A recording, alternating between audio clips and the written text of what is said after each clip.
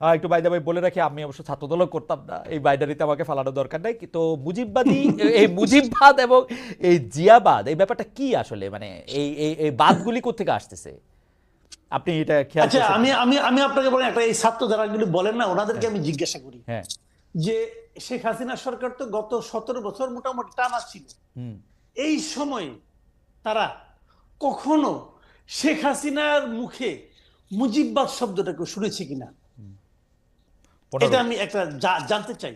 আমি মনে করতে পারি না। জিয়া রহমানের সরকার, জিয়া রহমানের দল অনেক দিন ধরে রাজনীতি করেন। এই জিয়া রহমানের কোনো একজন কর্মীর মুখে, নেতাবাদ দেন, কোন একজন কর্মীর মুখে এত বছরে কেউ কখনো জিয়াবাদ শব্দটা শুনেছে না, কিনা? জিয়াবাদটা তো নগদ এই মনে পড়তেছে বিষয়গুলো না, কিন্তু কিন্তু আপনি এটা ঠিক কইছেন, মুজিববাদ শব্দটা না কইলে হাসিনা তো বছরের নাম দিয়ে দিছিল মুজিবীয় বর্ষ, জায়গার জোনের নাম দিয়ে কোনো দিছিল, সমস্যা যে নাই। আমি সব আমি কিছুই আমি তো। ওগুলিকে প্রশংসা করছি না। জি, আমি বলছি জানেন, হ্যাঁ, এগুলো বলার জন্য আমাদের এই পাটোয়ারি সাহেব এখন আমাদের জ্ঞান দিচ্ছেন। হ্যাঁ, আজকে দেখলাম পাটোয়ারি সাহেব বলতেছেন মুজিববাদ জিয়াবাদ জিয়াবাদ, হবে না, হুম, অন্য বাদ হবে। কি বাদ হবে ভাই? আপনার বাদটা কি পাটোয়ারি বাদ? বাদটা কি রে ভাই? বুঝান না আপনি আমাকে জিনিসটা। বাদের কথাটা আসে করে, বাদ তো বাদ, বাদ তো সব বাদ। বাদই বাদ। না, উনি বাদ যেটা দিয়ে তো উনি আলোচনা যেটা করবো উনি না। যেটা বুঝাতে এই চেয়েছে, বাদ আপনি ক্রিয়েট, কামাল ভাই, আমি যেটা হ্যাঁ বুঝছি, জনাব বলেন। পাটোয়ারি যেটা বুঝাতে চেয়েছে, আপনি যে এখন উনাদেরকে সমালোচনা কইরা আপনার সমালোচনার ফসল বিএনপির ঘরে উঠতেছে, সেইটাতে আমরা এটা পছন্দ করতেছি না। আপনি বিএনপিরও সমালোচনা করেন। ওনার ঘরে উঠলে উনি পছন্দ করতেন? আমার ওকে ফাইন। কার ঘরে উঠবে আমি জানি না। হ্যাঁ, উনি কি চান যে আমি সমালোচনা করে ওনার ঘরে আমার ফসল উঠাই দেই? হ্যাঁ, উনারা তো, ওনাকে তো আমার আজগুবি লোক মনে হয়। কে- ওনাকে তো আমার আজগুবি লোক মনে হয়। কারণ আপনি উনি কোথা থেকে মুজিববাদ নিয়ে আসলেন, কোথা থেকে জিয়াবাদ নিয়ে আসলেন? যে লোক জিয়াবাদ ক্রিয়েট করতে পারেন তার ঘরে উঠা উচিত। উনি কোথায় আসে এত যে কথা বলেন ভাই, এগুলো আমি এগুলো বলতে চাই না। সিম্পল, মানে বিষয়গুলো হলো জানেন, এগুলো বলে আমরা সবসময় বলি একটা কথা, আমি বলি সবসময় যে ভাই আমরা একটা ঐক্যবদ্ধ জাতি চাই। আমি আগে বহুদিন ধরে একই কথা বলতেছি যে বিভক্ত জাতি কখনো অগ্রসর হতে পারে না। শেখ হাসিনা এই 17টা বছর ধরে এই এক আকাম করে গেছেন, জাতিকে উনি ভাগ করতে চেয়েছেন চেতনার নামে, মুক্তিযুদ্ধের নামে, ওনার পিতার নামে দেশটাকে ভাগ করার চেষ্টা করেছেন। জিয়াউর রহমানের মতো একজন সেক্টর কমান্ডারকে বলে কি উনি পাকিস্তানের চর ছিলেন। হ্যাঁ, হ্যাঁ, রাইট, আপনারা জামাতে ইসলামকে নিষিদ্ধ করতে চেয়েছেন, জামাতে ইসলামকে উনি দরজা পর্যন্ত, অফিস পর্যন্ত খুলতে দেন নাই। এগুলো তো করেছেন, কেন করেছেন? জাতিটাকে ভাগ করতে চেয়েছেন। ভাবছেন যে ডিভাইড এন্ড রুল, আমি অর্ধেককে ভাগ করে রাখবো, কিছু লোককে দৌড়ের উপর রাখবো, আর বাকিরা আমরা রুল করব। এখনো সেই একই প্রক্রিয়া আমরা দেখতে পাচ্ছি, জাতিকে ডিভাইড করা। মুজিববাদী একদল লোক, একদল জিয়াবাদী লোক, আর একদল পাটোয়ারিবাদী লোক। ভাই হচ্ছে কি দেশে? তো হচ্ছেটা কি?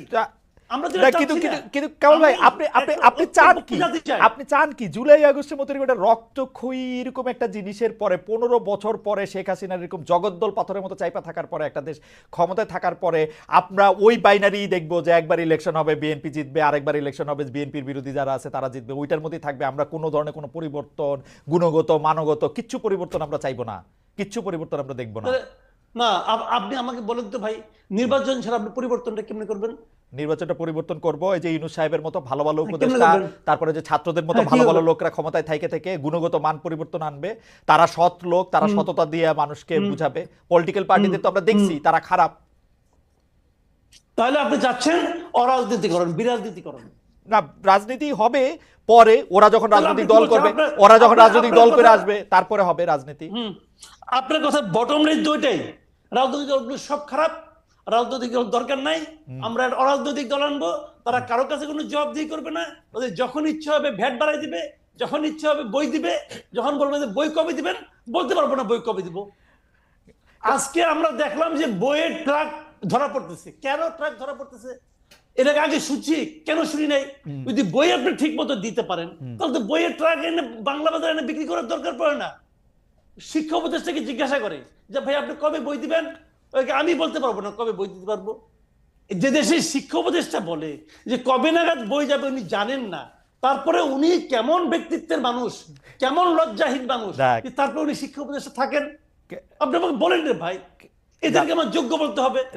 ভাই আপনি আমাকে শুনেন, উনাদেরকে আমি খুব ভালোবাসি, কোনো সন্দেহ না, আমি খুব ভালোবাসি। আপনার ভালোবাসাটা একটু একটু একটু একটু না, কঠিন আপনি ভালোবাসা। আমাকে বলেন, আপনি শুনেন, জি, আমি তার চেয়েও ভালোবাসি আমার সন্তানকে, নিজের সন্তানকে। জি, না, জি, আমার পুত্র প্রায়ই বলে যে বাবা গাড়ি চালানো শিখবো আমি।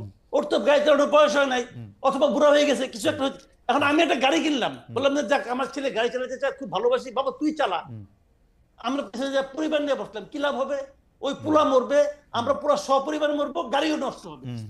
ঘটনা তো এটাই হবে রে ভাই। অযোগ্য লোকের হাতে গুরুত্বপূর্ণ দায়িত্ব দিলে ঘটনা এরকমই হবে।